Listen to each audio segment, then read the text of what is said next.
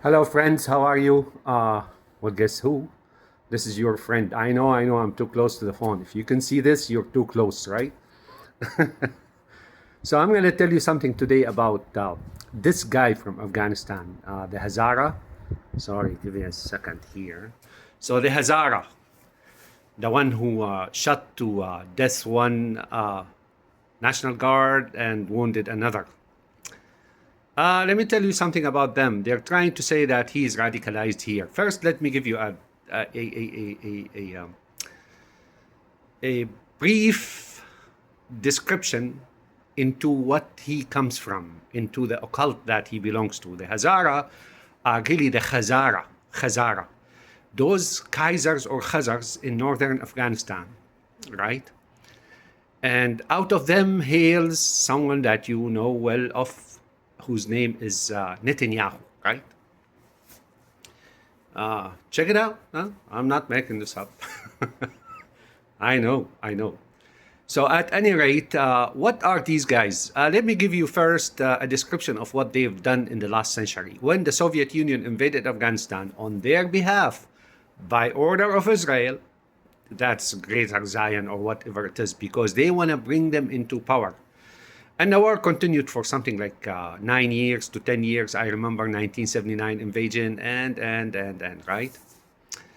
And at the same time, Khomeini came to power in Iran. You see, it's all an integrated theater here. You know, it's like all put together. That is one and the same, right? So now, basically, the people of Afghanistan were mainly rural, you know, like not nomad, but villagers, right? You know, they lived in villages and so on and so forth, right? And those Khazars or Kaisers or Gazara, right? Started going with the communists and they murdered probably no less than 2 million innocent people, villagers and so on, who don't know out of their religion, but probably the name, right? You know, you ask them about their religion.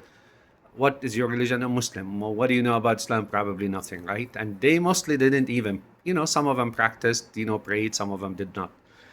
They used to go into a village, similar to what happened in Jericho long time ago, like 4,000 years ago. They used to kill even the infants, right? These are descendants of Genghis Khan. So the Mongols, when the Mongols invaded, you know, went westward and started, what's his name, Rabbi? Winston Churchill described it best. I couldn't put it better myself. He said their method in dealing with population and so on is mechanical savagery. I mean, like 2 words. Oh, he just like described them. These people of Mongolia, you know, and their surrounding and so on, many of them basically gave up all this, you know, like all this uh, savagery, and they found civilization and so on. And so they converted, right? But not those of Hulagu and those of Genghis Khan, rabbis, right? They stayed, and that's them, right? And so they formed after Islam, if you will, 400 years after Islam. So now what happened here is when the Soviet Union came, they started their mechanical savagery. They made Jericho out of every village they encountered. They would come in. One of them was well-known officer in the Soviet army called Abdul Rashid Dostem, who is now in UAE, right? Abdul Rashid Dostem, right? He was also, you know, like in Mazar-e-Sharif, and so on. So now those guys, right, when they were defeated, right, or the Soviet Union defeated in Afghanistan, they went into recess, right, you know, in the nooks and crannies of here and there and so on. And it's not like those, the first Afghans or Taliban, right? It's not like they went and put vengeance on them, right? No. You know, so these guys are healthy, you know, those Sunni Afghans, right? But then come the United States. Why? Because the United States, by order of Israel, wants to remove those Sunnis.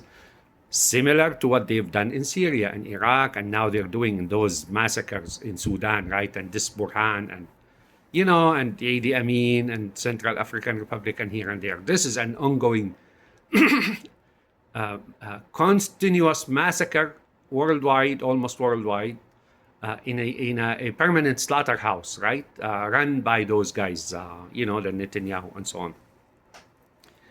So now they put them in power, right? Again, and what happened is some 17,000 Taliban soldiers, which were really Afghans, they were recruited, like it or not, right? They put them in containers and they machine gun them, right? And they kill all of them. That's a war crime, if you ask me. But hey, guess what? The media and all those who are crying, those two guys now, the ones who are sleeping with the fishes tonight,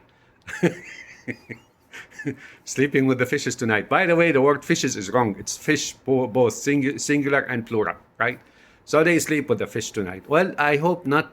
If they were drug runners, they should have been arrested if they survived. I'm making fun, but I'm not condoning the act. No, by no means whatsoever, right? Those who in Arabia, those who smuggle drugs, they are basically put down. They're executed. Drug smuggling is not good, folks, especially in this Asian day and age. So now let's go back. So now the United States come and take those Hazara who were officers with the Soviet Union and put them in power. After they killed the 17,000, those who surrendered, right? And Iran entered on their behalf in coordination with the United States under the auspices of Israel, of course. And they went in and, of course, they started killing. Oh, you don't hear, folks, you didn't hear the gulags, the gulags, you don't hear, what happened in Syria, happened there as well. They just don't tell you, right? And those are the Mongols, right? Now, I'm going to ask you a question, and this is the gist of this video, basically the real subject of this video. Give me a second here. I need to...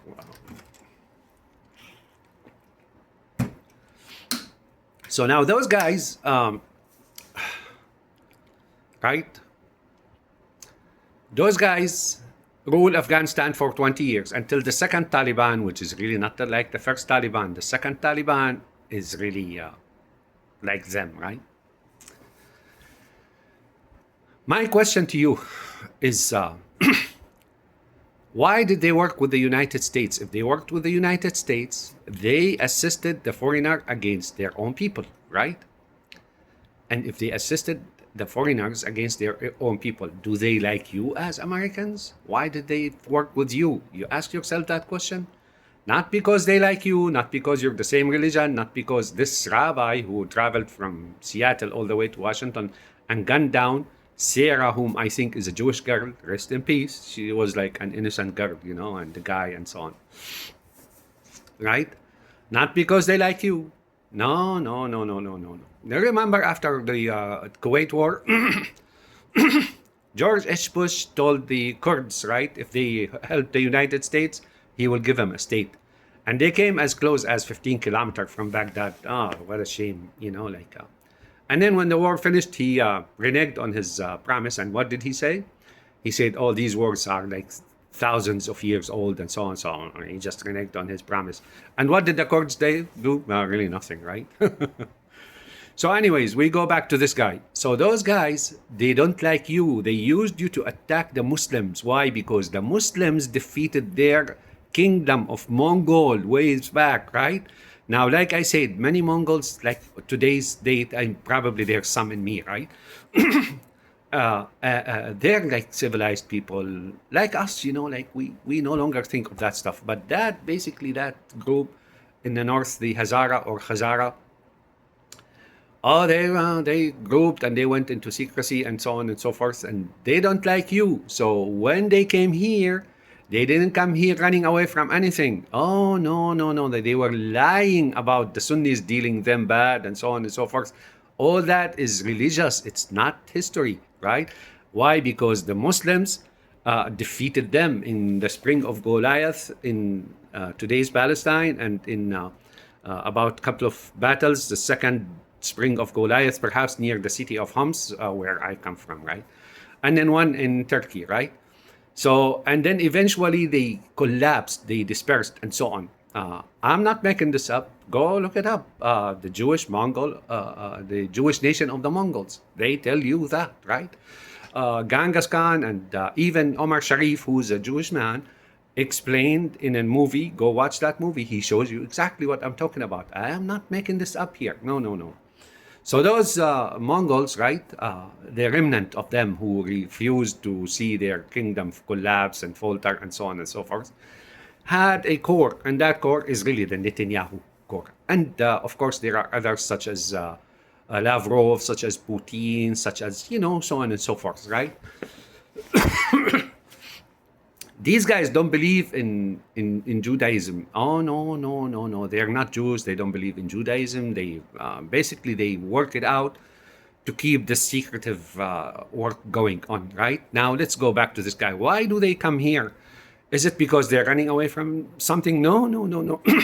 These guys come here to extend their occult here, right? To extend their presence here, and there in the world. They are similar to the Hashashin or assassins or Karmatians in Eastern Arabia today, and so on and so forth, right? And these guys have links, ropes, and links very tight, very, like that, who actually exits out from their ranks, like, oh, he's gone, right? No matter where he is in the world. You don't know them, folks. Oh, you don't know those folks. So they have something called taqiyya, or concealment, or masquerading. They masquerade as Shiite Muslims or whatever it is. Shiism is not Islam. It's a dualism religion, right? And, but inside they hate it. They hate that religion. And when they come here and they don't thank you, right, for helping them rule Afghanistan or anything else. No. If and when they're done pitting certain people against other people, they will turn against you. You will see. Well, you will not see, because they're not going to be successful against, the people of the Middle East and Asia and Africa and some Europe and so on. No, they will not be successful. But if it happens, it won't happen, right? Oh, they will show you that side of theirs, right? To them, you're serving them. You're not doing anything that is righteous. Oh, no. For them, you are created to serve, right? That's them. These are not Jews. These are, they don't believe in Judaism. They use it to masquerade as Jews, and they use Shiism to masquerade as Shiism. And they're that 10% within here and there, and Alawism and whatnot, right? You go, like, you're a Jew and you believe in God, and you go to the Wailing Wall, and oh, well, they're using you, right? And they masquerade as such in front of you and so on. They don't believe in all that. For them, it's that Genghis Khan and his offspring. Now, his offspring, not all the same. They also split, like Ahmed Tukodar, converted, and he didn't like what they're doing, but there was that core, that is Omar al-Sharif or Dmitry Mishal Shalhoub, right? And they stayed, and they're spreading little by little for 1,000 years now. So you vetted them. Vetted what? You didn't vet what's in here. You vetted their work, but you don't know what's in here and here, in their hearts and in their minds.